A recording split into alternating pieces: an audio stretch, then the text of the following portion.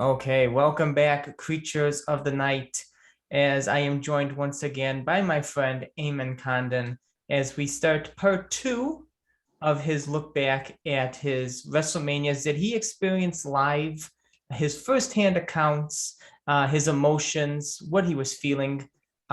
We started last time with WrestleMania 29, the final streak match as Undertaker went 21-0 against CM Punk to reclaim the urn and to reclaim the legacy of Paul Bearer. And now we move on to one of the most infamous matches in not only WrestleMania history, but Undertaker history, as we are going down to New Orleans, Louisiana, WrestleMania 30, April 2014, where the Beast Brock Lesnar meets the Phenom, The Undertaker. And it is a match that I have not watched back in many years for the reason that we all know that this is the day that lives in infamy of the day the streak dies.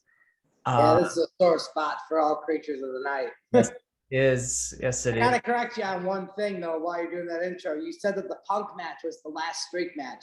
Technically, this is the last streak match. The Punk match was the last successful streak defense. Ah, yes, you got me there. You got me there. Um, so, so before we get started on the match, your firsthand experience in Yeah, going into this match, what were you feeling? Were you concerned that this may be the end? Did you think Undertaker was going to win? What were you feeling right here, right before the match gets started, going into the match? What are you feeling? absolutely zero concern. None Yeah. whatsoever. The only thing to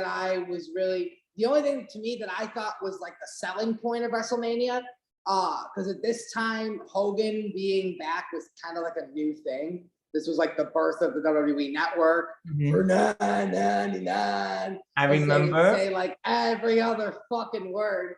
It was literally Michael Cole just going WWE Network for only $9.99, just every other fucking word. And it like became a running joke where even Triple H made fun of it. And so I thought the only selling point for this show, besides Hogan and Rock and like just the 30-year celebration, I thought the selling point of this show was WrestleMania and kind of picking up the scraps of Punk's departure. At no point did I think that they were going to end the streak. I thought that this was good. I thought this was a sure 22-0.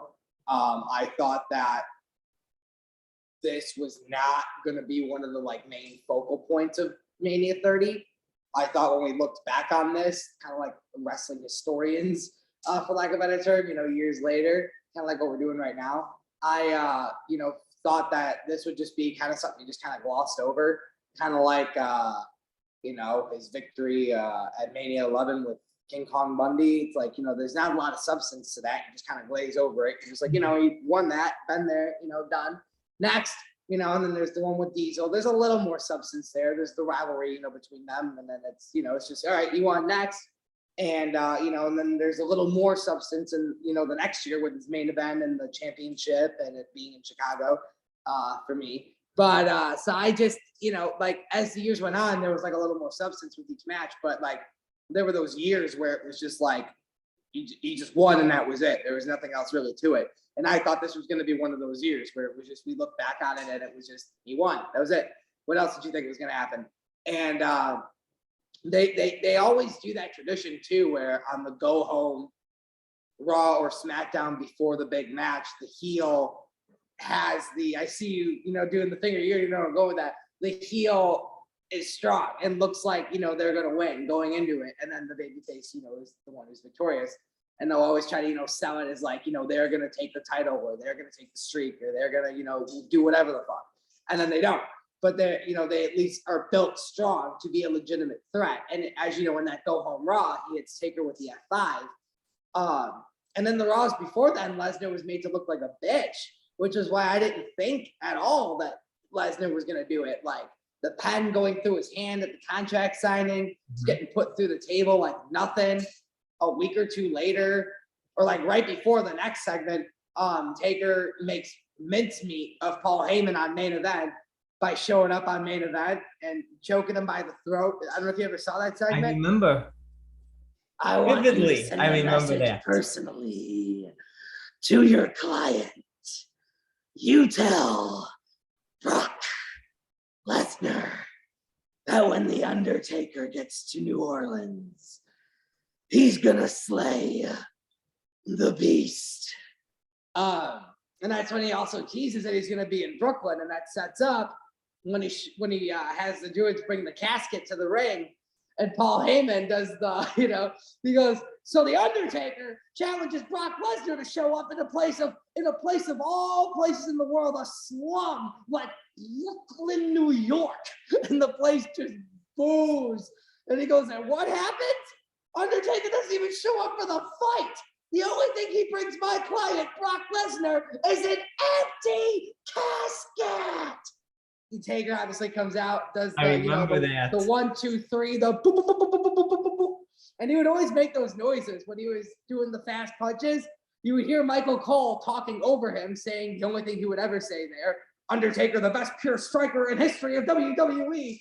And over that, you would just hear Taker go, boop, boop, boop, boop, boop, boop, boop, boop, boop, boop, boop, boop, boop, boop.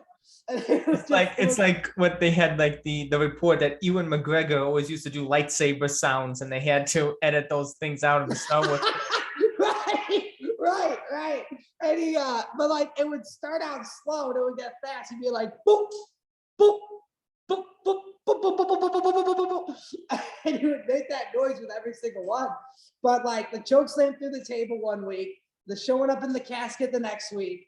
They made Lesnar look like it was like they made Punk look like a bigger threat than Lesnar with the whole the mind games and the stealing the urn and the hey, if you get DQ'd, I still win. Like they had I agree. They made Punk a threat. much better threat than Lesnar. Far better threat. And maybe they felt like they didn't have to make Lesnar a threat because he looked like such an intimidating threat, and he had the UFC background and the NCAA background. So maybe they thought that just the legitimacy was just built into him, whereas Punk, looking kind of like a recovering drug addict, for lack of a better term, at least physically, like he's not the most physical guy in the world. Is he one of the best technical wrestlers? Undoubtedly, but is he tone at all? He's a toothpick. Come on, he's a toothpick. And so I feel like they had to do all those like kind of mind games and even say like, hey, I can win via DQ, because I don't know if anybody really believed like on an actual like pin you level, like I'm gonna win clean.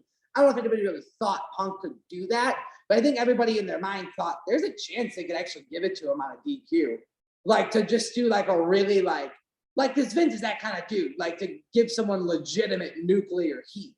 And 2013 was kind of like the beginning of the end for wrestlers being able to get legitimate heat, because you have social media where like everybody knows what's happening before it even happens. And so like to have an actual like segment where there's actual heat, like it actually resonates throughout, social media and through, pop culture, is not something that can really happen these days. Like when Jake the Snake Roberts put the snake on Randy Savage's arm, like, you get people sobbing in their seats. Yeah. I think the most recent, I think, segment like that was when the Nexus attacked Cena, because there were a lot of people in that crowd that were fucking crying. Even like women, like mothers were crying, like what the fuck?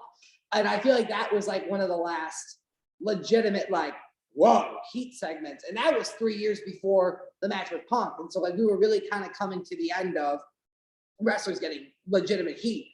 So I do think there were some people that could have seen Punk actually taking the streak on a DQ, and just the heat would have been nuclear for that. Like just saying like you are going to build this streak story up for over 20 years and you're going to give it away on a fucking DQ. The heat would have been fucking insane. But I think the heat would have been just as insane if Punk got a clean 1, 2, 3, because I don't know if that would have been incredible. Maybe something like the more I think about it now, at the time live, I thought there's no way Taker's staying down for this. But when we watched the Mania 29 match back, I was thinking to myself, look, now that I'm seeing it again, that spot they do where Paul Heyman tosses him the urn and he hits him with it, that could have been a finish. That could have been finished, yes. That could have been the finish. The referee coming to 1, 2, 3. Punk actually gets a pin, but it wasn't clean. Like that could have been done, and that would have been a good finish to me. Like I could have seen that being a good way to to end the streak. But just kind of going back to this match, not at all did I think Lesnar was taking it. And even when, because again, there's those 2 weeks where he's made to look like a bitch, and then there's that final week going into the Raw where he hits the F5 and he walks up the ramp and Taker's just kind of looking at him through the bottom rope, holding himself up, just kind of looking at him like, well, you're done. And, but the year prior to that, you have Punk on top at the Go Home Raw where he's, putting the wood dust on Taker that, was supposed to look like ashes. And, even I can't really say the year before that, because the year before that, the Go Home Raw was just Taker saying to Triple H, remember when I said Shawn was better than you? He is. And yeah, but the Michaels one, he always laid out Taker with Sweet Chin Music. So, But that wasn't what happened at the very, very last one, though. The very, very last Raw before the Streak vs. Career match, though, Shawn faced Kane on Raw, and Taker got revenge for that. The lights went, it was a no DQ match. The lights went out, lights came back on, and Taker had Shawn by the throat, hit him with a choke slam. Lights went back out, came back on, Kane hit Shawn with a tombstone. That was it. Wow, interesting. I don't remember that actually. Although maybe Shawn won. Maybe Shawn reversed the tombstone attempt. I know he got chokeslammed by Taker and then Taker disappeared. Maybe it probably would have made more sense for Shawn to at least win that match. He was going to lose at Mania 26 just to kind of still look strong. But I know that wasn't. I know what you're talking about though, where like every week going into that, he was hitting them with the Sweet Chin, and even in their Mania 25 build, he was hitting them with Sweet Chin all the way up to it as well. But I know for 26 at least, that was not the last image that we saw of him. Taker got his comeuppance for that Sweet Chin Music, and he chokeslammed him during a one-on-one that Shawn had with Kane on Raw. I don't remember the finish to that match. I want to say Kane won, but now that I think about it, it might have been Shawn. But just, yeah, history has always shown that the guy who's not going to win the match is the one who looks like he's going to win the match on the go-home show. So, I mean, that wasn't even a driving reason as to why I thought he wasn't going to win. I just thought he wasn't going to win. I was like, he doesn't need to break the streak. It should be somebody like younger. I honestly thought it was going to be Cena at that time. At that time, I thought it was going to be Sting at 31, losing, and then it was going to be Cena and him in Dallas in 2016, which it was supposed to be up until Cena fucking up his shoulder. But that would have been moot because the streak wouldn't have been alive, even if that match had happened. But let's say the streak was alive, I would have given the streak to Cena. And I would have turned Cena heel. I would have fucking turned Cena heel in 2016, and I would have given him the streak. Whoever got the streak should have turned heel, period. So whether you do it with Roman or whether you do it with Cena, a heel turn. So the way I've always told people, it should have either been Roman turning heel, Cena turning heel, or nobody. There's three options to me for the streak. It either never should have been broken, or if it was going to be broken, it should have been done right for business. And it should have made like a huge moment. For me, Lesnar wasn't that, meteor, that wiped out the dinosaurs moment. It just wasn't. It wasn't that, revolutionary, like, where do we go from here? What the fuck does this mean? Not just for the streak, not just WrestleMania, but for WWE. Like, I wanted one of those kind of endings to the streak. Like kind of like what the feeling the Nexus attacking Cena left you with, where you were really sitting there going, what does this mean for next week's Raw? But I mean on a grander scale. Because for the Nexus attacking Cena and doing all that damage, you didn't think, what does this mean for WWE? You just thought, shit, what does this mean for next week's Raw? I'm going to tune into that. But like, I wanted something so catastrophic for the streak ending that you were sitting there going, what does this mean for the company? Like, I wanted something like that. And so I'm just, at no point did I see Lesnar being the guy to do that.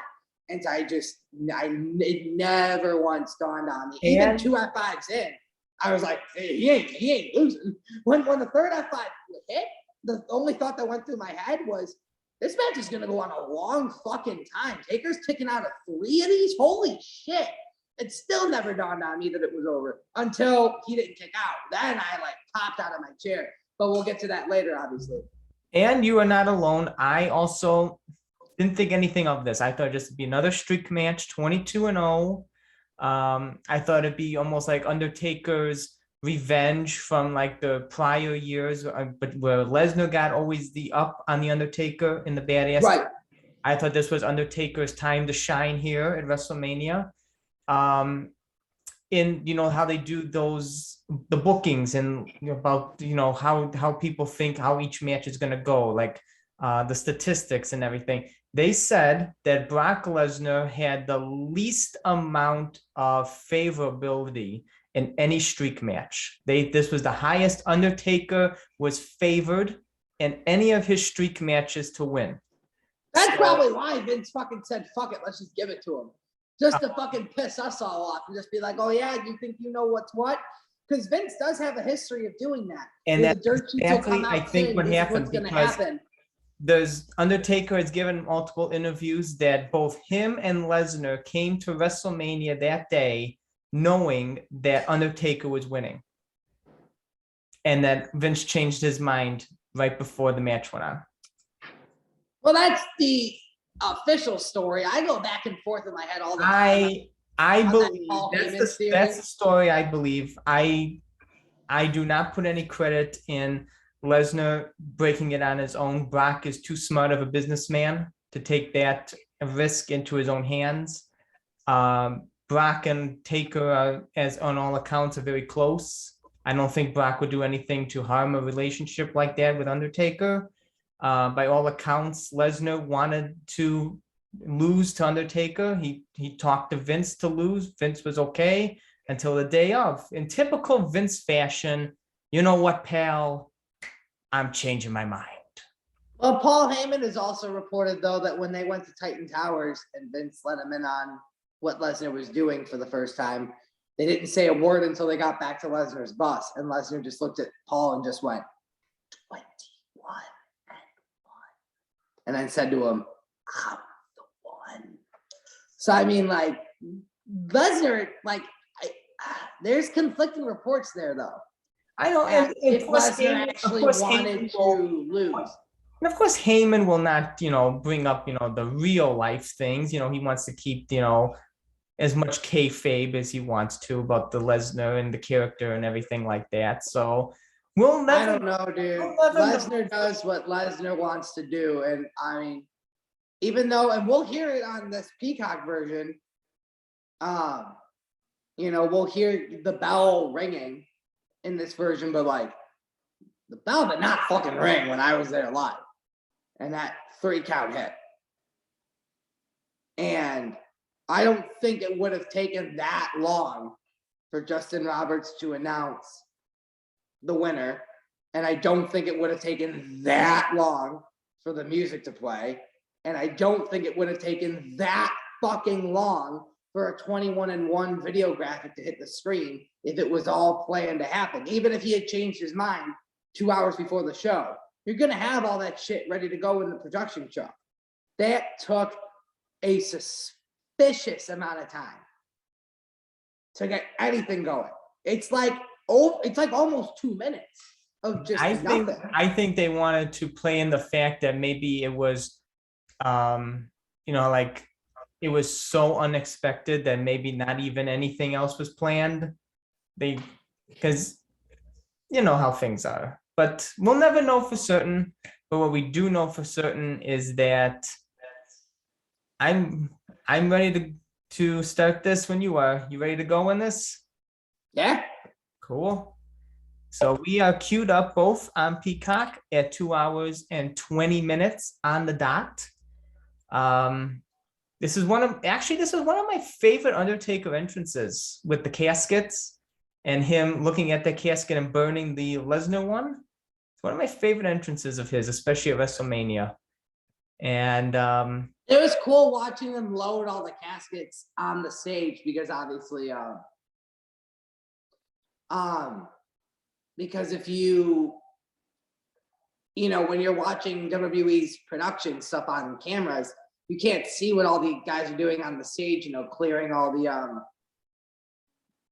you can't see them loading all the band equipment on the stage for a live performance for a superstar to come down. And you can't see like everything that they're doing to get everything ready for all the shit. And so as Lesnar was coming down the stage and taking his time to get in the ring, you could see in the corner, kind of the right-hand corner, you could see a ramp that was on the side of the stage that went down to the floor. And you could just see them on like a rolly kind of wheel style bridge. You could just see them like, you know, those playground slides that you go on that were all just like rolling wheels. You know what I'm talking about? That would make that must be so like cool and weird at the same time to see these things like being set up for this entrance. I mean, that's kind of cool to see like that production go into effect, but also kind of weird because you know you take something away from it, seeing that all this stuff being constructed when the other person's coming down for his entrance. Yeah, it's just so it's cool. Like, and I don't know if that was there the whole time, but it was like for when they were loading all the caskets on, and they had fucking 22 of those fuckers. I know. So just watching them so quickly, it was like fucking a like chain of like almost like when you have like a fire and you got like a chain of people like taking a bucket from a river and like tossing it like from one person to the next to the next to the next to get it to the fire. It was like they were just tossing casket to person, and just shuffling 22 caskets faster than I've ever seen any fucker do that. It was so cool. But you gotta hand it to that production truck, production crews for being able to do that stuff so fast and having nobody be able to see, like on at least from the like watching it on the production set version, like on your TV, you don't see shit. But if you're there live and you see all the fucking rigmarole stuff that has to be done, it's so like I have more fun when I'm at a live show watching that than the actual entrances. And like while the wrestler is standing on the like second rope doing his pose and everybody's looking at him and taking their pictures, I'm like looking at the stage and I'm watching the like 15 fucking trucks, production dudes just like with like sweat rolling off their fucking face, just doing everything as fast as they can. Just like, gotta put this here, gotta grab this. And just sprinting around. I love it. They run around like fucking chickens with their heads cut off, man. It's fucking awesome. I know. So you know what I'm really gonna be excited to see when I'm at, and I'll take as many videos as I can. Please do. At the Hall of Fame. I'm excited. I want to know how they get that thing constructed in between SmackDown and Hall of Fame. What's the turnaround going to be like? And are there going to be any dark matches? Is there going to be a dark match on SmackDown to kind of kill the time? Or are we going to go right into like a fucking makeshift red carpet ceremony where the wrestlers that didn't work the show come out with their significant others in suits and shit and like walk out through the tunnel? I'll let you know what they show during that segment here on the TV. Because I really want to know how they fill that time. If you go and look at the map on TickPick, the stage looks really different and the ring is on a diagonal. They like spin it so that it's in a diamond shape. That's interesting. I'm looking forward to this. I'm looking forward to seeing how all this comes together. But that is in a month from now. We are here, WrestleMania 30. I am ready when you are. You all set? Eamon? Sorry, hang on. Yes, I am ready, bud. Cool. So 3, 2, 1, play. 2 hours, 20 minutes on the dot. And I love this. I love it. I could hear the echoing voices of like Gorilla Monsoon. Mm-hmm. Seeing like the retrospective of the streak and everybody he beat and the caskets. Yeah, I love it. And just hearing the how on earth are you gonna stop this guy? And if you notice, the camera guy walking through the caskets is not keeping up with the speed of the video package. Yeah, I know. He's already on Mania 20 and he's on like casket number 9. Yeah.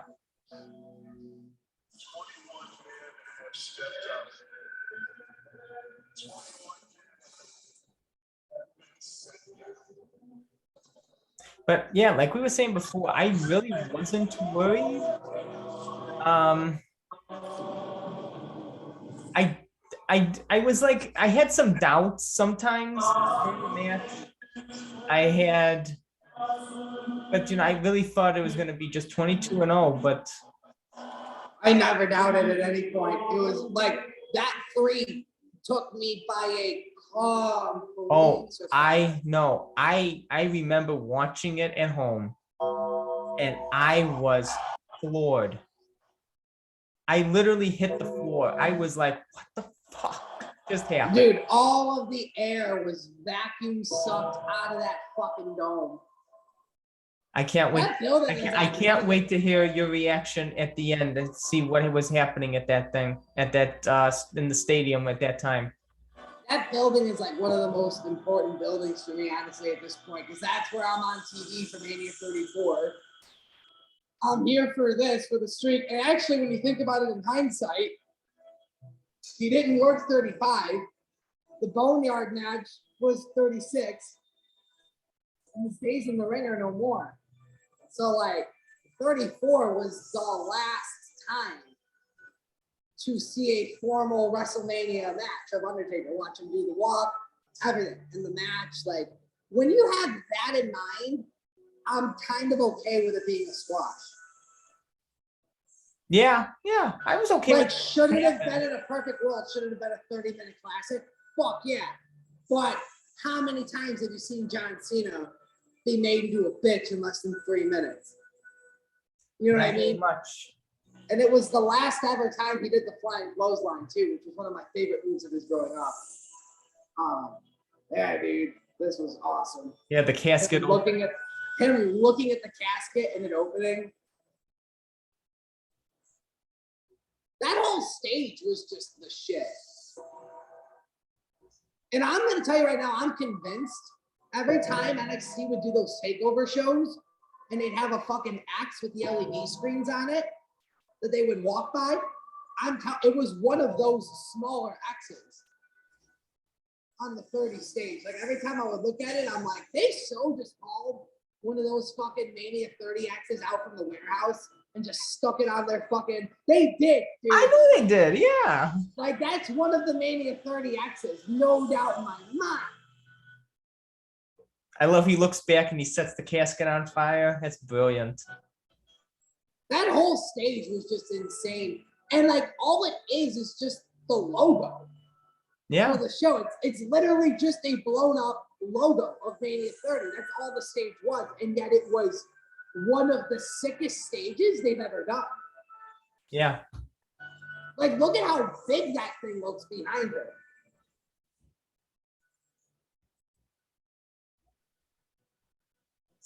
That was an amazing stage. And as we'll see, as when Undertaker raises the lights in a little bit, I love his entrance gear here. The black and red studded coat, the red studded hat brim. I love this entrance attire here. You get a little mix of Deadman, you get a mix of the Ministry with the goatee. It's just a all around great entrance attire and wrestling attire here in this match.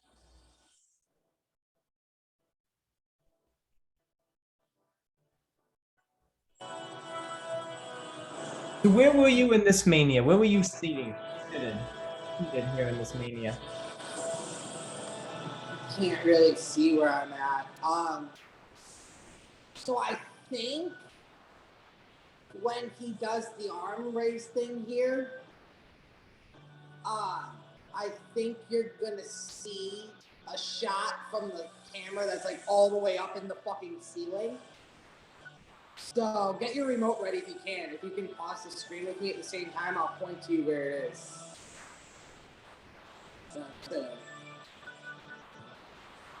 If the camera changes, if it doesn't, we'll wait until it does. Because I'm pretty sure it goes back to that view.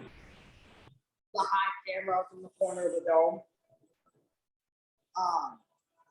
When it does, I'll be able to point to exactly where I'm at. Because you can honestly only see it from that camera angle.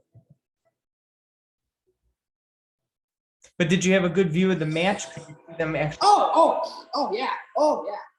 I was front row where I was sitting, but I was in the highest balcony in the corner, like against the hard cam. So like you really can't see where I'm sitting. The question is, the camera like never films my section. I like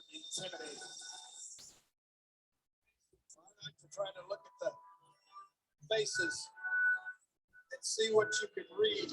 Oh my God, you see those conflicting signs right there? Yeah, 22-0, 21-1, just married. And it says married, but they're like, it's a divided household. Dude, that's funny. I never noticed that shit before. That hat is sick, man. I know. I was just talking about how I love this attire. I feel like that attire would look cooler if he still had the long hair and he didn't have the goatee. I didn't like this look. I really didn't. I think I could have gotten over the goatee if he still had the long hair, because he would have looked like the Ministry of Darkness. Yeah. But with this whole like, the Mohawk thing, the goatee was like maybe one of the biggest mistakes he ever did. To me, I didn't like this look. That's fair. That's fair. I was indifferent. I was okay with it, but you know, I always prefer my Undertaker with the long hair. There's that Origin like Undertaker action figure pack where it's like 5 Undertaker figures, and it's like the Western Undertaker, the Purple Undertaker, the Biker Taker, this Taker, and then the most recent Taker with like the leather pants and the belt buckle, and it almost looks like a Mania 33 Taker. Yeah. And I'm like, excuse the fuck out of me. Where's the fucking like almost 15 years in between of just the iconic black coat and hat? Like, what the fuck? I know. All right, so this I really want to see. I want to see how he worked before the concussion, because I don't remember like how long he went before being concussed. This is gonna be interesting. Oh, I don't remember there being a suplex that early. He didn't sell that. He didn't sell that for shit. He like did, but he didn't. If he was an AEW star, like he would have just popped back up. He at least kind of sold it, like with facial expressions, but he just kind of popped right back up. Downstairs with those big knees. John, is Lesnar going to have to alter his strategy at all tonight? This is the Undertaker. Absolutely. This is a good match. Like out the gate, this is like a very physical, just like. It's not like Goldberg Lesnar where it's just trading spears and suplexes. It's like it has a lot more. I keep saying this word, but it has a lot more substance. Like there's like it's like trading back and forth reversals, and like one stumbles and then one gets pops back up. One no sells a suplex. The other one is like just barreling these forearms in the chest. Like it's just a fucking just clubbing war. Lesnar screaming. Then he's getting his arm cranked. Yes, I do. I think at some point that you're going to see this get ramped up. Damn, Taker's already starting to get gassed, dude. He's trying to hide it. You can see him breathing like this. And like keeping his like lips curled and keeping his mouth soft. And, like he's breathing heavy already. But this for the Undertaker is just this is going to be a war whether they're walking or running. He looked really good though. Yeah. He had a little bit of a gut, but like he still looked good. I think he had I think he had more of a gut at Mania 29 21 times than he did here.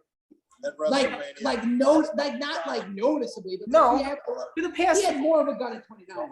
yeah, in 28 and 29, he always had a gut, but not noticeable. Dick the Snake Roberts, who inducted into the Hall of Fame last night, was picked number 2. And here, like even there, you could see in the hard cam shot there that he had a bit of a gut, but still, it was in control here. There were those days in the early 2000s where he really let himself go. You know, if you remember those. You see when he came back into the badass, he was not in the best position. Triple H is falling. Well over 300 pounds. Yeah. Wearing those iconic pants. Did you get an ad too just now? I had like a black screen. You don't need a call to listen. Did your screen go black and then turn into an ad? No. Oh, I have an ad right now, so maybe. Okay, hang on. I'll pause mine. Okay, yeah, I have a dual ad, so it says 60 seconds. Right now, there's another 42 seconds. So yeah, I remember Undertaker with like the oversized shirt. to hide everything. Yeah, I remember. Your voice is your power. There's a lot of work to be done. Lower If we your all volume. use our voices together, it's impossible not to listen.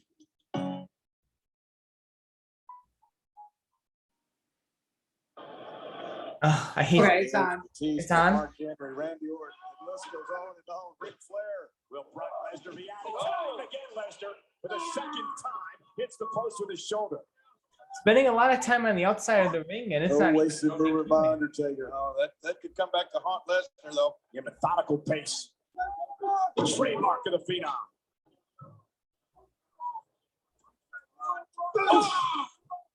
Again, Undertaker targeting his shoulder with that kick. Straight right hand. Brock Lesnar fighting back. I don't think he's got the concussion. Stiff right hands could put a normal, and I say normal WWE superstar right down to his knees. But neither one of these He's going for the Undertaker leg drop. No, they're not. You've been to the ring with the Undertaker on so many occasions. How intimidating is it? But to get past the entrance first, you're shaking. It's pretty good so far. Then all of a sudden you realize. What are you thinking, Russ? All right, so when he was standing on the apron, did you see that second like corner screen that says WrestleMania on it, the thin one? Yeah. Directly behind him and behind that screen, the right one, not the one you can see from where they are. When Taker was standing on the apron, Yeah. I was right behind that screen in the front row. Oh, wow. Cool. I was up there. Undertaker perhaps going for an early choke slam. So basically, when we had the screen paused at 220 flat, Yeah. that shot, that corner shot from up high in the 400 section of the stage in the ring, that was pretty much my view. Oh, okay. That's not bad. The one dude, you could see everything. So great. Top turnbuckle. This was a good match when it started. Yeah. It's a good man. I think they both. It was good when it started. It was hot. It was well paced, methodical. Not where he wants to be. Hung up on the top rope, and Brock Lesnar look at the tag advantage. I think this is where the concussion happens though. Undertaker's ankle thud off the steel post and out. Yep. It's coming now. Targeting the right leg. And then this is gonna go downhill from here, real fucking quick.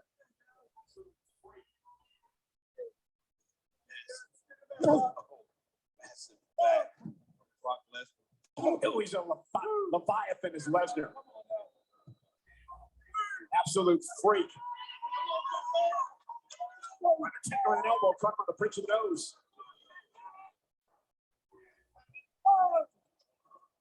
I can Here hear it is. Uh-oh, look out, look out. Here it is. Yep. with him falling down on the mat. Yeah, dude, that's what it's. I'm pretty sure that's when the concussion happens, when his head hits the mat there. When the back of his head hits the mat. No choke slams, no last. It could be. I had to see how he continues here. I'm pretty sure that's when I think they're gonna do a replay too, so you can watch the replay. But I mean, he's out of it at this point. From this point on, dude. Look at his eyes. Yeah, I think that's it. I think that's the point.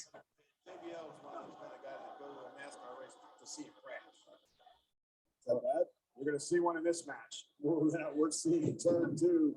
A crash right now on the wall. I can hear JBL and Michael Cole coming from your TV.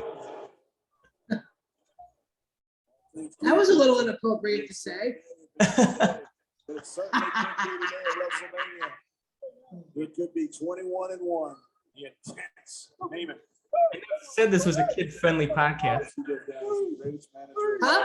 I never said this was a kid-friendly podcast. Okay, I was gonna say, if you were trying to tell me now that it was a kid-friendly podcast, I was gonna be like, shit, dude. Way to tell me now. After Yeah, how right. many fucking episodes we've done, right? Let's just let him go how the fuck he is, and then let's just tell him 8 episodes in. Oh yeah, by the way, this is like a GPG sort of thing. Fuck you. cementing his legacy, his history, all of the incredible things that Lesnar's done. This will be the greatest thing that Lesnar has accomplished if he's able to defeat The Undertaker tonight. It's weird how much Lesnar sweats. I know. He's like dripping. Buckets of sweat. Remember when Undertaker came back at Battleground and Tombstone Lesnar? Undertaker's pants were dripping in Lesnar's sweat. It's like he didn't even do shit in either match. He never the does. Battleground match was like 5 minutes, and then this match is like not like I don't get it. It must be hot as fuck under those lights. I don't know, but Lesnar doesn't do shit in some matches, and he just sweats like a hog. Dude, look, dude, he's dripping. I know he's dripping. He's dripping, and he's glistening. He looks like a donut. He looks like a Krispy Kreme donut, dude. I always remember that Undertaker tombstoning Lesnar when he comes back, and his pants are just dripping in Lesnar's sweat. All he can just to hold himself up. Yeah, that pump rock listen. Between the eyes. Now it's Undertaker. Undertaker steps into the barricade. Ew, fuck you. You know who I was saying that to. I was just about to say, hey, your favorite person's on there. Same little punk ass bitch that actually, funny enough, as you said, he was front row at Battleground when Undertaker returned. Because of course he was. Front row at Mania 27, front row at Mania 29, front row here, front row at Battleground, front row at AEW. What? He's gonna be fucking front row probably at the fucking Hall of Fame. He's gonna be front row at Undertaker's fucking funeral. Because like, look, let's just get this fucking faggot front row everywhere. Like, just Jesus. I can't believe how much Lesnar's sweating here. Oh my god. I can't take my eyes off it now. That kid's gonna be sitting front row at Vince McMahon's funeral. Triple H is gonna be sitting second row, and then this little puke-stained bitch is gonna be sitting in the front row, looking at the fucking cameras, trying to get a fucking moment. Still, just going. "Duh!" We're getting off track here. I know. I really shouldn't.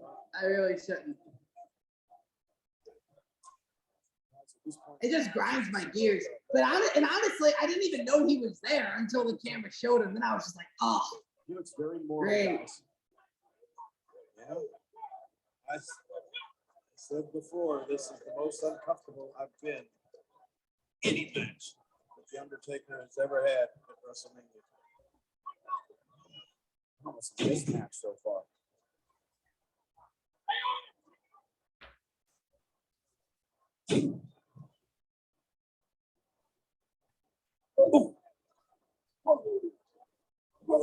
Undertaker trying to get his hands up to block the blows. Undertaker trying to defend himself. He's hurt. He's hurt bad too. Gotta give it credit to Taker though for not remembering anything from 3 in the afternoon to waking up in the hospital the next day. Gotta give him credit for being able to carry the rest of this match. I know. Or work the rest of this match. Yeah, he still gets through it. But I could see him coherently whispering a spot to Lesnar there though in the when he was up against the ropes. Mm-hmm. So like how out of it is he really though? There's so much about this night that I so question. It didn't stop him. Undertaker can't capitalize on it. Right. There's so much about what went down in just this match and in this day that I know we'll never know. But there's just so much that I really wonder. I know. Lesnar realizes that. Lesnar, trying to quickly come in after the Undertaker, and Undertaker caught him with a boot. Undertaker playing a little bit of possum, trying to sucker Lesnar in. If that's so, it works. Or is it the King of the Jungle's last stand? Well, the King of the Jungle's not going down without a fight. Guarantee you that.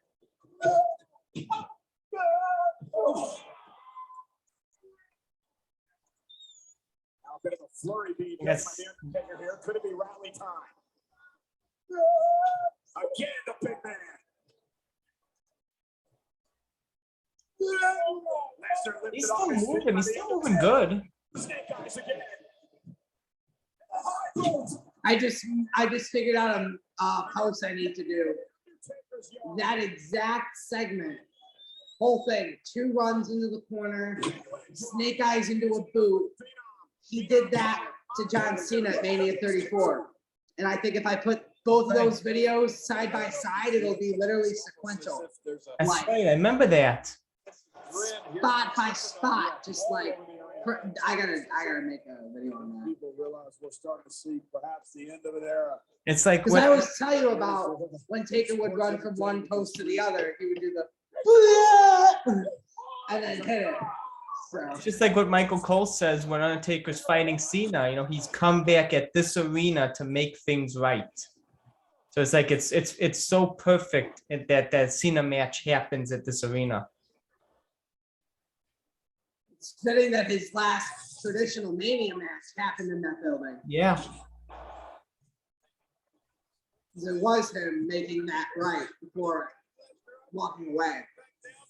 Choke slam, but Lesnar was able to survive. Lesnar takes a choke slam like a motherfucker, man. The way he gets up and the way he gets his feet like over his head, and like the way he rotates his body, it's just awesome.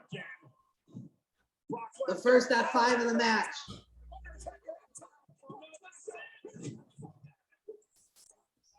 Yeah, it's the first one, yeah. Hardly anybody got up for that one. Heyman beside himself right now. Lesnar can't believe that Undertaker kicked out. I knew it wasn't over there when that happened. I was like, bullshit, it ain't over yet. Now what you gonna do, Brock? The drive of the streak. Keep going to the world, Brock. It's working. Is this Hell's Gate? I think Hell's Gate is coming soon. JBL foreshadowed the shit out of this match. He already calls 21-1 5 minutes in. And then just here he says to Lesnar, keep going to the well, Brock, it's working. But JBL was fucking onto something, man. The way he's calling this match. It might be Hell's Gate. It might be. Yeah, I think it's Hell's Gate. I remember this spot. But if you saw Lesnar, he realized he wasn't in the right spot. Like he walked a little too close to Taker's shoulder and head. And so he stumbled back over to where he had to actually be to get locked in for the Hell's Gate. You could see him like walk a little too far over Taker's shoulder. And then he turned around and went back to the spot. I think he powers out of this, if I remember. He just picks him up and slams him. Yeah.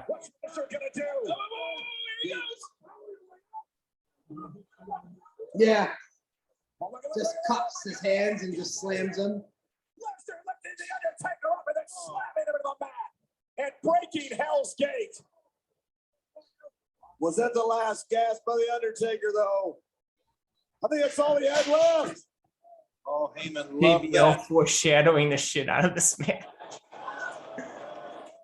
Dude, Brock Lesnar. this might have been the most on point he'd ever been in his whole commentary career. Look at this Undertaker. I think we're seeing one of the greatest gladiators of all time. Going out like a true gladiator. Going out. You're calling this a little too early, aren't you? That's what does he have left? Lesnar again stalking the Undertaker. Undertaker trying to make it to his feet somehow. Lesnar now dragging Undertaker. Did you think it was going to be a pinfall? Did you think Lesnar was going to submit? I figured it was going to be a tombstone. A tombstone? Lesnar's not like Lesnar doesn't tap. That's not something they've ever had him do. He's been pinned before, but like they never had him tap. Did you They think? have a pass out before they have him tap out. Like the fucking flipping Taker off and fading out. Did you think that was going to maybe they were going to pull this here, like a no, like just like passes out, so it's not like a decision. Nah, because then that calls into question whether or not it's actually an actual number that's counted for the streak, and it would just fuck the whole thing up. It would have to have been a definitive win, and it doesn't hurt Lesnar to take a pin. Like, it just doesn't. That's true. His return match, his very first return match at Extreme Rules 2012, he took a pin to Cena. Like, you know what I mean? And do we even blink an eye at that now? No. He's doing a title for title match with Roman at Mania this year.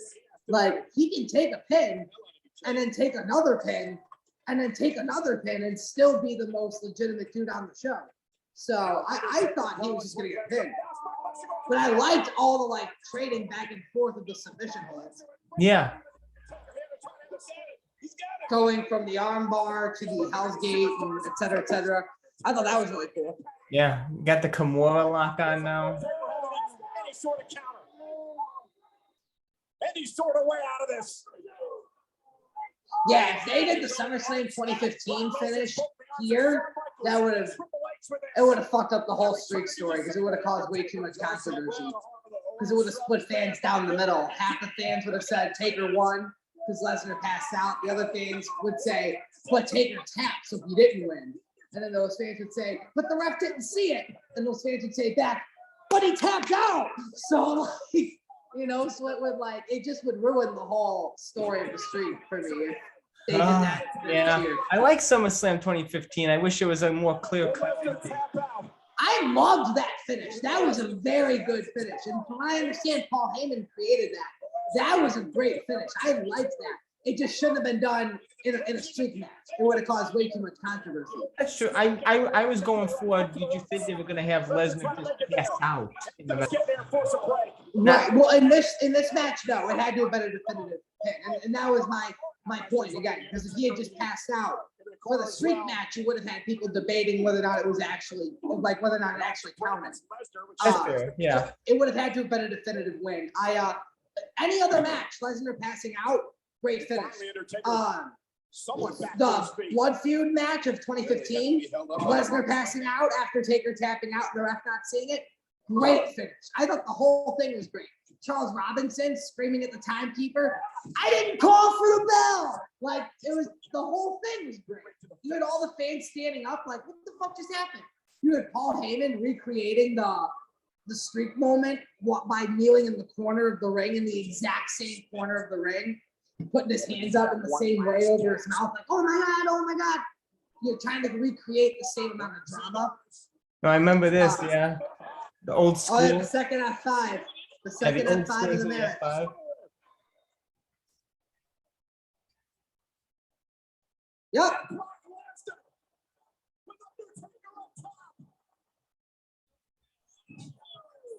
This match, honestly, It's not bad. I don't give it enough credit. I was gonna say, I honestly gave this match a really bad rap. It's not bad. It's not bad. Undertaker is still in fighting shape here, even with a concussion. But like the structure of the match too, how it builds, the moves, going from like just the ground and pound in the ring and outside the ring to the leg drop, to the old school, to the snake eyes, to a choke slam, to the first F5, to the trading of submission holds, to the second F5. Like the structure of how they built the moves, it was a very well cadenced match. I don't give it the credit it deserves. Like this was a pretty good match. And honestly, not a bad one to end the streak on. Like, honestly, it should have been heel Cena or heel Roman. But if you were going to have somebody who has the background of Brock Lesnar do it, this is the match you have. Where it's a literal, I'm just going to beat the fucking shit out of you until I take it from you. And like, this match is legitimately, it's half selling, half legitimately beating the shit out of this man. Because he beat the shit out of Undertaker that night. For a shoot. Like, beat the fuck out of him to the point where he was hospitalized for 2 days. Everyday warrior needs someone greater at some point. I love that. You're gonna let him deprive you of this? He's taking this away from you.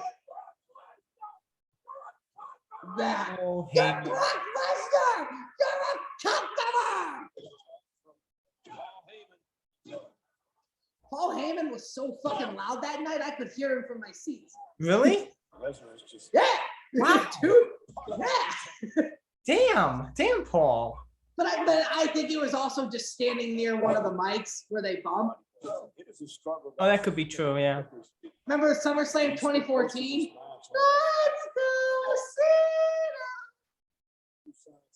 The little kid throughout the whole 18-minute match of Lesnar and Cena, who just keeps yelling, "Let's go Cena," and that's all you can hear because he's right near the fucking mic.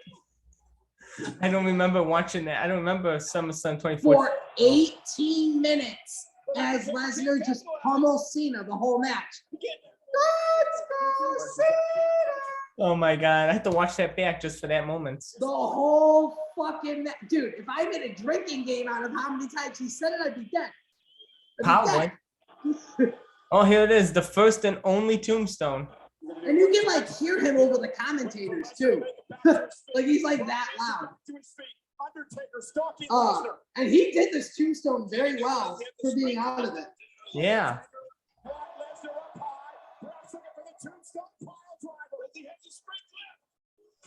He didn't set it up the way he normally does by getting the guy, you know, having Mhm. both his legs over both sides. But he still did it pretty well for being as out of it as he was. Yeah, and they did the just before that, they did the turnbuckle last right spot. Yeah. These guys, Shit, dude, here comes the here comes the hammer.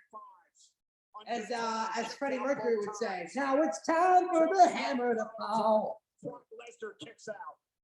Yeah, here it goes. The setup and the setup.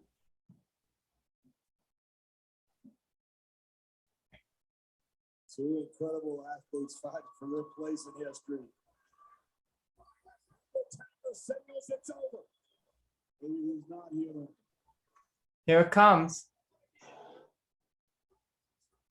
Again.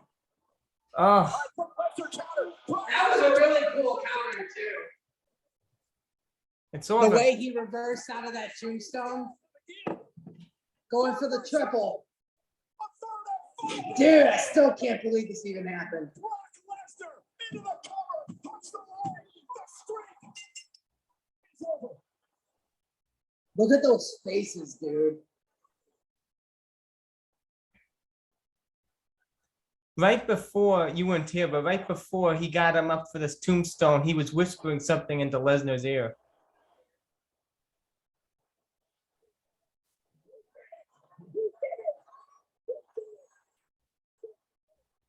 Listen to how dead silent the crowd goes when Justin Roberts says, "Ladies and gentlemen, the winner of this match."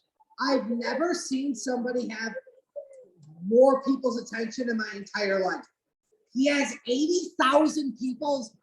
The winner of this match, Brock Lesnar. He had 80,000 people's undivided attention. The place went dead silent. Yeah, because Undertaker was still coherent. If he wanted to kick out, he would have kicked out. He was still coherent. He was talking things to Lesnar and everything. You could see his eyes are open. He was looking around. Yeah. He wasn't as out of it as I remember him being out of it. But then again, when I was there live, I was a teenager in high school. Like I'm watching it now as like I don't even like to say it, but I'm watching it now as an almost 30-year-old man. And you can It's see, so like, you can see as the referee's looking at him, Undertaker's talking to the referee. So he's coherent. He knows what's going on.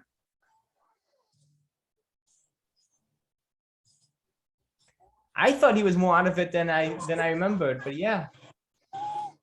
that match overall, dude, bell to bell.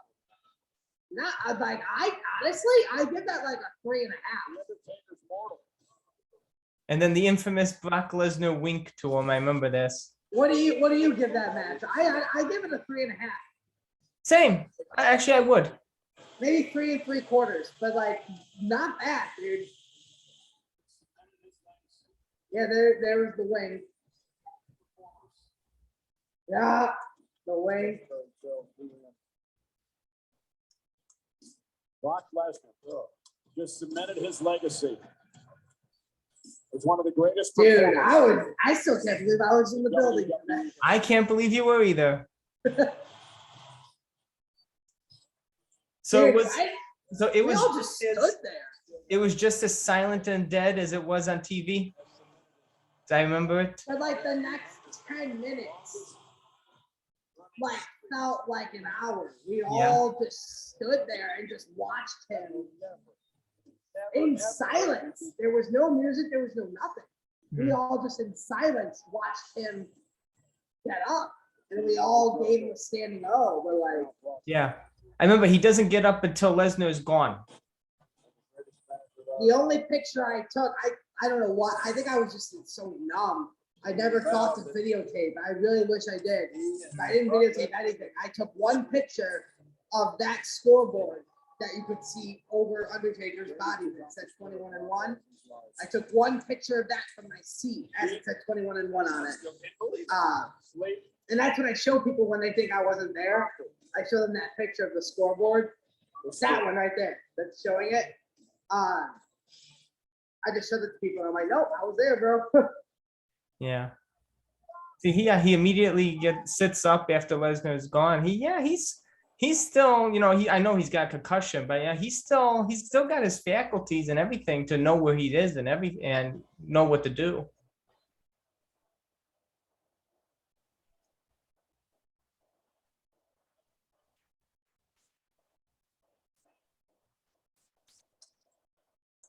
This is, dude, this has quickly become like one of my more like favorite matches of his at Mania. Like, because it really was not a bad match.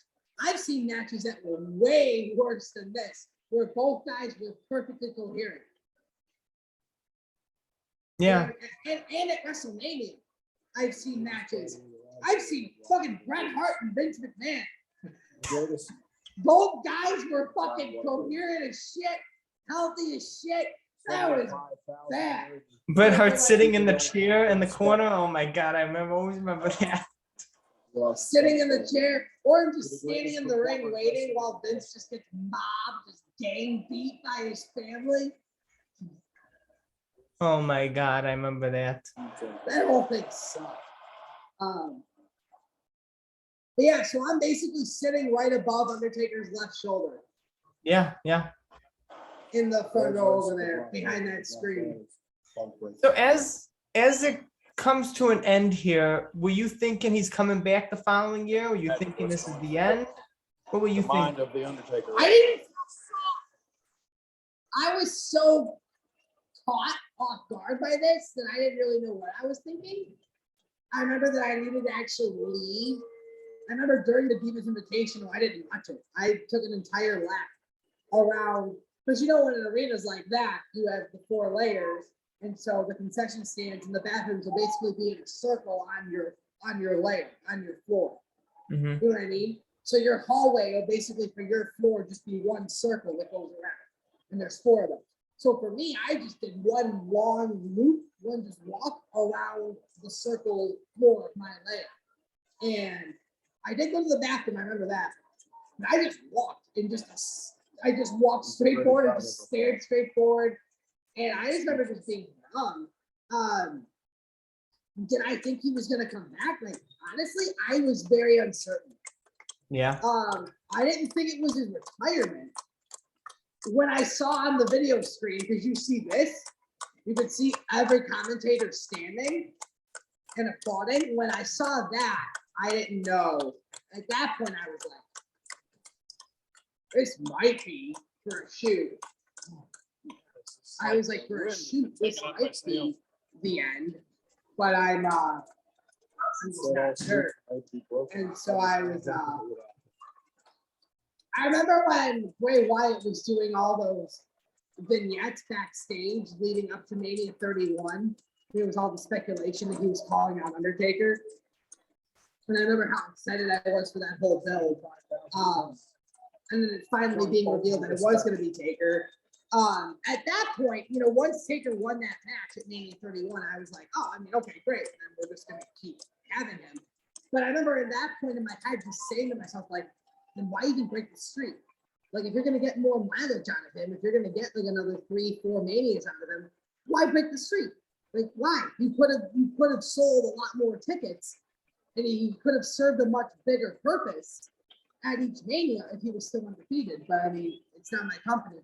So Vince did what he did. And I also don't remember him taking this little time getting up too. I thought it was longer than this. I think right now. Maybe us talking over it is making it go by faster too. But it felt like it was a lot longer for him to get up from that. Yeah, sometimes Vince has short-term visions. He thinks, oh, this is the best thing ever, I'll do it. And then a year Oh, this is later, gonna be great, pal. They're gonna love it. ah, shit, pal, I should have never done it. He walked very well though, and very quickly for how fucked up he got. The greatest performer in WrestleMania history. The Gunslingers leave it down. The greatest streak in all of history. JBL was on fire that whole night, dude. The way he just said the Gunslingers leaving town. Just so many years. his calling that whole night was just, I gotta give it to JBL, man. He was on the ball for that match. All this foreshadowing, they ended up just being spot on with it. Of Lesnar taking the streak. And then that last little gunslinger line, like that's great. To the Undertaker. I was very uncertain to answer your question though. I didn't think it was his retirement, but I also didn't know if he was gonna work another match. I didn't know if it was gonna be kind of like Triple H, where like his real life events kind of caused him to no longer be in the ring. It's almost like his match with Batista or his little like Thunderdome fight with Orton, even though that was considered a match, and they consider that his final ever match. That wasn't planned to be his last match, but because of his cardiac episode, it ended up being it, and now he couldn't work. So like, I thought because of all the reports coming out of his physical condition, almost kind of like Bret Hart, his last match wasn't supposed to be against Goldberg, but it was. So like, I didn't think this was like scripted, for lack of a better term, supposed to be his last match, but because we didn't know the extent of his injury, I thought it could have been his last match. So honestly, I was just very uncertain. I was just walking through the concourse saying to myself two things. One, what does this mean for the future? And then two, fuck, how the hell am I supposed to get into the main event of Daniel Bryan after this? And another part of me thinks that that's another reason why Vince did it. I think the reason why Vince changed his mind the day of was to kind of try to stick it to Daniel. We'll see you coronate on my show, pal. Like seriously, because that was never Vince's plan. The fans forced him to do that. And Vince is one of those kind of stubborn fuckers that like doesn't like to be told what to do. And when he sees JR tell him not to draft him to SmackDown, he not only drafts him to SmackDown, but he makes sure one of the camera guys is pointing a camera at him at the announce desk to film his reaction. So like he not only doesn't like to be told what to do, but he will stick it to you if you tell him what to do. So like I feel like honestly, even if not for the biggest reason, I feel like one of the reasons why he changed his mind and if that's what he did, because I don't know, but if he did make the decision consciously before the show happened, I think a big reason why he did was to stick it to Daniel. Like just being a petty little, just old crustaceous bitch and just sit there and just be like, let's see you get one on me on my show, pal. Just that sort of thing. I've always described Vince McMahon as a petty bitch, and I love him for it. He's a petty crustaceous cheapskate, dude. He's a living Mr. Krabs. Dude, he's fucking like, you ever see that SpongeBob where Squidward is doing the talent show and yes. Mr. Krabs puts up the salad bar? And, $1. But it's a free salad bar, and so people start throwing the tomatoes, and then he says, I'm losing money on this. And so he sticks $1 on there. So they start giving him dollars, and they're like, it's worth every penny. So like that's Vince. Vince gives you something, then he realizes, God damn, pal, I'm losing money on this. And then he just fucking changes it just to make his own money. And like, he'll fire you to save profits, record-breaking profits, before he'll do anything that's like, ironically enough, best for business. And so it's just so fun. That's why when I watch SpongeBob and I hear SpongeBob just like melt on Mr. Krabs in anger and just yell, "Don't you get it, you crustaceous cheapskate?" I just laugh because I'm like, that's every wrestler that works for Vince. That's what they're thinking in the locker room. They just want to grab Vince by his suit and just scream at him, "Don't you get it, you crustaceous cheapskate?" Well, It is what it is. This match was better than I remembered. Yes, I will agree with that. I will also turn that question back to you. Did you think this was the end for Taker when this happened? Because I know the streak ending kind of caught you off guard too. Did you think this was it? One thing that kept me in doubt is that he did not turn around towards the fans when raise his arm. So it was like he always did that, even if he lost. He does that in Roman Reigns' match, even though he loses. He still turns to the crowd and raises the arm. He did not do it here. So I was like, he did that too at the One Night Stand show against Edge, when it was, if he didn't win the belt, he was banished from the company. Yeah. So I was like, he didn't raise his arm, but he turned and looked at everybody before limping off. Yeah, and he didn't do that here. So that put me in a little bit of doubt. I was like, oh shit. And I always thought he would finish when the streak ended. I always thought it was it. So when that ended, I was like, oh shit. But they also kind of ruined the story too, because Taker said many times, when the streak dies, he dies. And so the fact that the streak died and we still got like another 3-4 manias out of him was kind of like, well, do you really die then when the streak dies? Or just kidding, pal. And then that's the thing, it kind of ruins the whole story of the streak, because then it's like, did you really have to kill yourself every year to keep it intact then? If you were just gonna keep going when it died? That's just me, once again, just finding a plot hole. But like, it does kind of ruin the story of the streak when you realize, like, he's saying, when it dies, I die, but then he doesn't die when it dies. It's just kind of like, well, then you really didn't have to. Because like, in that sense, you're saying like, oh, okay, you're putting yourself through that in those matches to basically save yourself in the end, because if you don't win the match, it's the end for you. So that explains why you would basically set yourself on fire and walk away from it to keep yourself alive.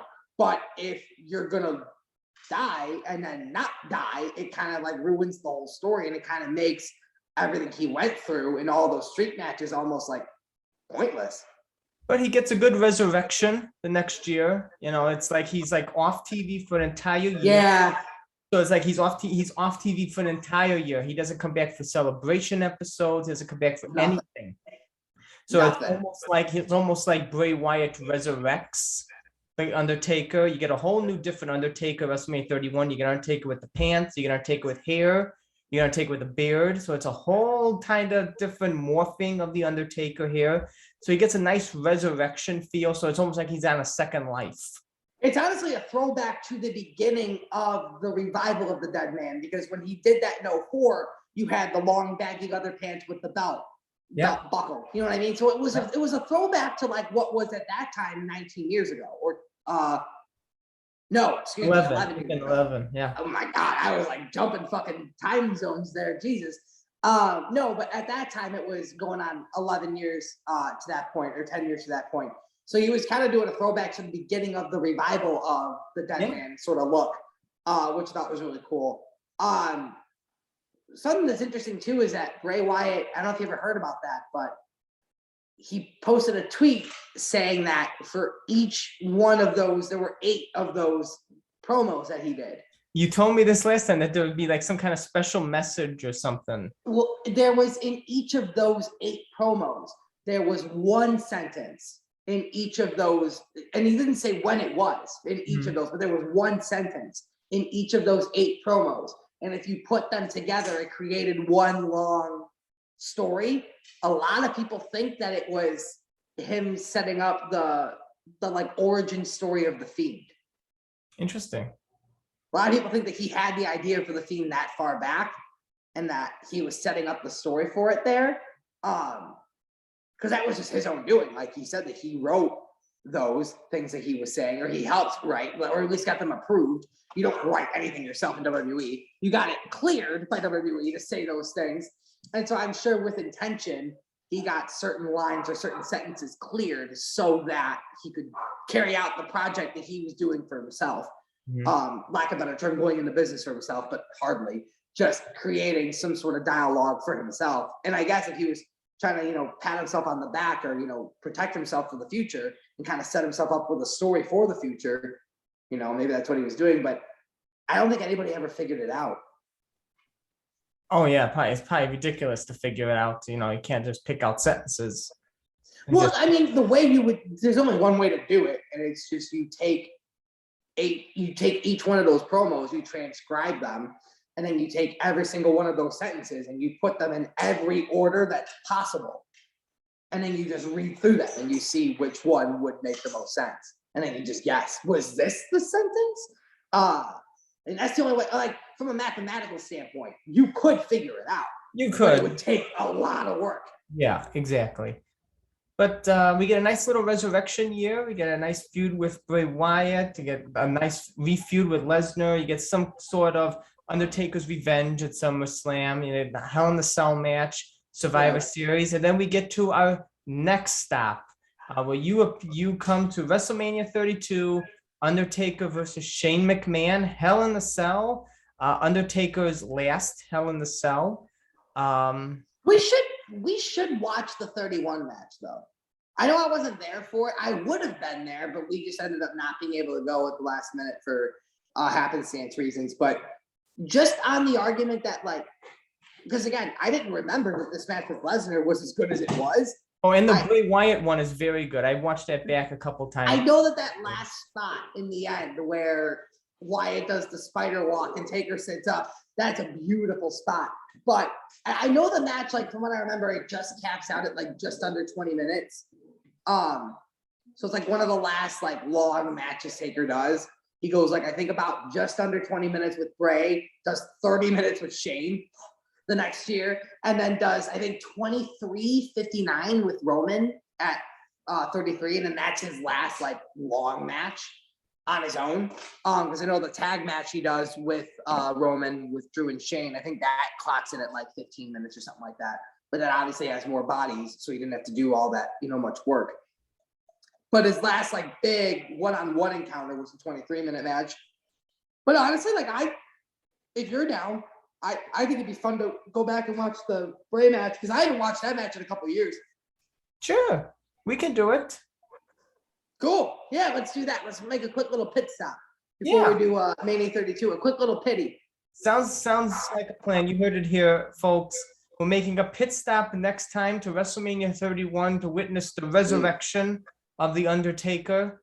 As long as you're cool with it, I mean, it is your show after all. Of course. I don't mind, because it seems kind of, in retrospect, seems kind of weird to not hit 31 on our way to 32. Because it's almost like for like the non-wrestling fan, if they're listening to this, they see the streak die, and then all of a sudden we get to 32, and it's like, wait a minute, he's got hair now, and he's fighting the son of the company in a cell mat. It's like, what the fuck? I thought he died when the. This is wrestling, Cal. This is wrestling. This could have happened the next night for all they concerned. Hey, this is WWE, pal. We don't have to make sense here. Right. Yeah, no, I think that'd be cool for like the least aware, you get or the most casual wrestling fan of your podcast. It'd be cool to kind of fill them in on what happened before the next Mania I was there for. Yeah, we get the pit stop and see the resurrection of The Undertaker before we get to our normal scheduled program of your first-hand encounters at WrestleMania 32. And both I'm looking forward to rewatching. I'm a big fan of both of these coming up. Big fan of Bray Wyatt's match. Big fan of Shane McMahon. I don't remember that one either. I just remember the fucking dive off the cage. Yeah. And I know it was 30 minutes. So, I mean, there's obviously a lot of shit I don't remember. And it'll be fun to tap into your memory bank and also see it again for like the first time in a couple years and get your experiences again. I'm looking forward to it. Yeah. I really enjoyed watching this match back, because it really It changed my entire perspective though on the match. Because like I went into this kind of with a moan and groan, like, well, I gotta watch this match back. And like I enjoyed it though. Like I was sitting here like, dude, that like it went by a lot faster too than I thought it would. It did. It was just good. Like I was just sitting here like I wasn't disappointed at any point. Like they told a good story. The match had a good arc. The moves told a logical story, and it just built from one move to a bigger move to a bigger move. And it just like it made sense. Yeah, and of course, I had great company to enjoy the match with. Thank you so much for always being here. You always add so much fun and enjoyment to these matches. I can't thank you. Man. I appreciate that, man. And I'm happy to do it, man. And you know what? We're both creatures of the night. I love Undertaker. I love talking about this stuff. So, I mean, it's a thrill for me. I get a huge kick out of it. No pun intended. But I mean, I get a kick out of watching these Taker matches. So I mean, it's my pleasure, man. And thanks for having me, man. Of course. I have more fun every time I do it. I'm glad to hear it. I'm always happy to have you on here. You're a great guest to have. If I didn't have fun, I wouldn't impromptu message you the day of today and be like, hey, what are you doing? Let's do an episode. That's right. Right. And as always, it's always a pleasure. I can't wait for 31. Can't wait for 32 and beyond.